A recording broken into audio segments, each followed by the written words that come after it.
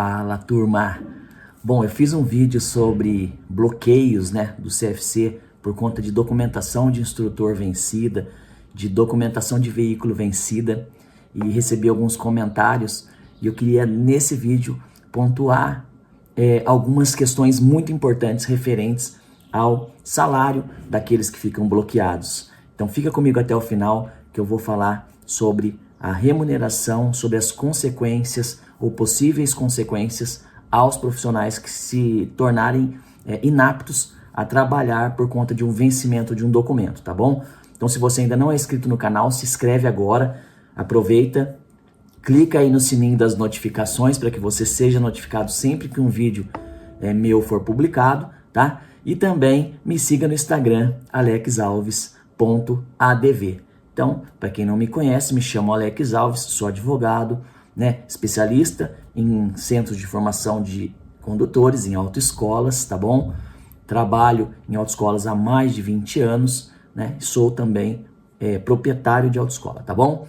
Então, é isso, vamos logo pro vídeo. Bom, então, a questão que se levantou foi a seguinte: se o CFC ficar bloqueado por 15, 20 dias por conta de uma irregularidade no documento de um profissional, como eu já comentei no vídeo anterior, então eu não vou entrar mais nesse assunto. Digamos então que esse CFC fique bloqueado por 20 dias, tá? Uma hipótese, um exemplo para a gente tocar esse vídeo aqui.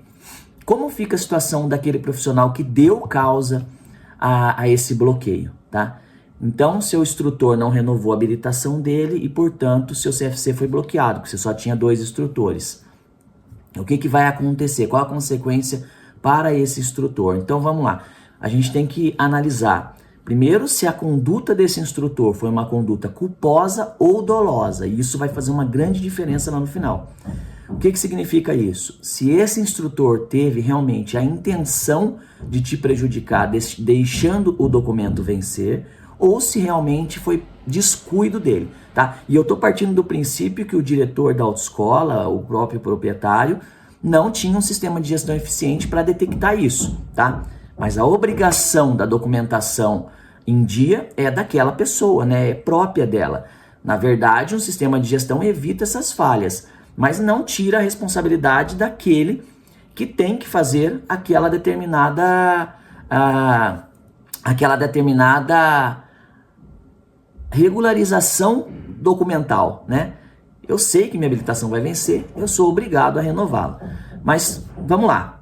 Então, digamos que esse instrutor, ele não teve nenhuma intenção de que isso acontecesse, simplesmente ele esqueceu, tá? Tudo bem, então a conduta dele foi uma conduta culposa. Ele não teve a intenção, mas aconteceu, tá? Por negligência, desse instrutor, por imprudência dele, de achar que de repente não bloqueava, enfim. Foi uma conduta culposa. Ou não. Alex, mas conduta dolosa, até parece que o instrutor ia ter intenção de prejudicar a empresa. Pessoal, por incrível que pareça, ao longo desses anos aí, como eu te disse, eu já vi acontecer e já vi acontecer dolosamente, O instrutor deliberadamente quis prejudicar a empresa, nesse caso específico aí. Então eu já vi acontecer 2 vezes situações onde o instrutor fez de propósito, tá bom? De propósito. Claro que não é a regra, como eu disse, em 20 anos eu vi acontecer 2 vezes, mas eu tô trazendo hipóteses para vocês entenderem a diferença, tá? Então, se ele quis prejudicar a empresa, a consequência é uma. Se ele não quis, a consequência é outra, tá? Então, vamos lá. O que diz a convenção coletiva e o que diz a CLT? Consolidação das leis trabalhistas. Essas 2 normas são as normas que nós temos que olhar para entender essas responsabilizações. Então, vamos lá, primeiro, para a convenção coletiva que regula, essas relações entre empresas e empregados aqui no estado de São Paulo para os CFCs, tá? Então vamos lá para a convenção e ver o que diz a convenção coletiva. Então eu estou aqui com a convenção coletiva na sua cláusula, cadê? Vamos ver, multa, não, essa daqui. Cláusula 42ª, tá? Fica estabelecido que caso o Detran/Ciretran suspenda o instrutor ou diretor, suspenda a renovação do credenciamento ou cancele a empresa nesse período, ou cancele tá estranho aqui, né? Mas tudo bem. A empresa, nesse período, poderá, a seu arbítrio, ou seja, a sua vontade, não pagar os salários e demais verbas contratuais relativos ao período da suspensão ou do cancelamento. A mesma regra se aplica em caso de suspensão ou cancelamento da CNH. Então veja que se acontece esse tipo de situação por conta de uma falha do instrutor ou do diretor, ou seja, ele não renovou sua habilitação, a empresa sofreu ali um bloqueio, a própria convenção coletiva que é estabelecida entre o sindicato patronal e o sindicato laboral, ela já prevê que a empresa não precisa, né? Não precisa, ele não diz que não deve, mas diz que não precisa pagar os salários e as outras verbas relacionadas a essa relação trabalhista, tá? E é óbvio que nesse caso aqui, a empresa não vai ter o profissional trabalhando, ela vai estar ainda bloqueada.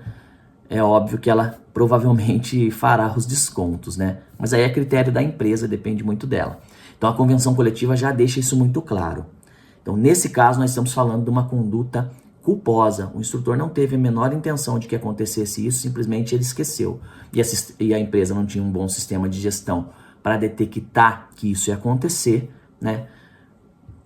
Aconteceu. Mas aconteceu por culpa do instrutor ou culpa do diretor. Nesse caso, esses profissionais terão ali o desconto nos seus salários, porque, como diz a cláusula 42ª da convenção coletiva. E já adianto, né, que caso os instrutores, os diretores achem que isso não pode ser feito, está na própria convenção que o sindicato do instrutor, que o sindicato do diretor e o sindicato do patrão sentaram, conversaram, deliberaram e colocaram na convenção coletiva. Então é uma norma de aplicação válida e aplicação imediata, tá? Então vamos lá agora para a segunda situação, onde o instrutor tem a intenção de prejudicar. Eu estou falando instrutor, mas qualquer profissional, tá? Instrutor ou diretor. Os profissionais de CFC. Digamos que ele tem, assim, a vontade de prejudicar ali o empregador. Volto a dizer, já vi acontecer, não é normal. Em 20 anos eu vi 2 vezes, mas eu estou comentando, tá? Aí, nesse caso, foge do que diz a própria convenção coletiva e a gente vai lá para a CLT, tá? E aí a consequência é mais grave, obviamente que a consequência é mais grave. Então, o que diz a CLT no seu artigo 482?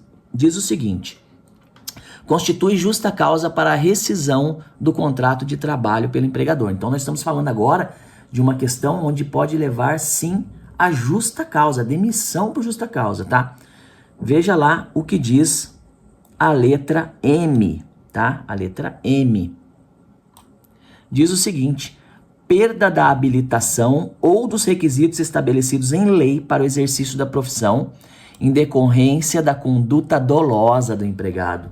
Veja que lá na convenção estava previsto uma regra geral, independente de ser doloso ou ser culposo, descontar o salário, lá não fala, né? Mas a CLT fala especificamente que se o empregado teve a intenção de prejudicar o seu patrão ali e perdeu um requisito que era essencial para que ele exercesse a profissão dele, é justa causa, tá? Então, venceu a habilitação. Então, é obrigatório por lei que o instrutor esteja com a CNH válida. Se a CNH dele deixou de estar válida, ele perdeu, como diz aqui, um dos requisitos estabelecidos para o exercício da profissão, que é a CNH. Nesse caso, se for constatado ali que a conduta dele foi dolosa, ele teve intenção de fazer isso, o empregador pode fazer a sua rescisão, a sua demissão por justa causa. Obviamente, você, empregador, tem que ter muito cuidado quando você vai aplicar uma justa causa, mas isso é tema de outro vídeo, onde eu vou explicar como você deveria proceder num caso específico como esse.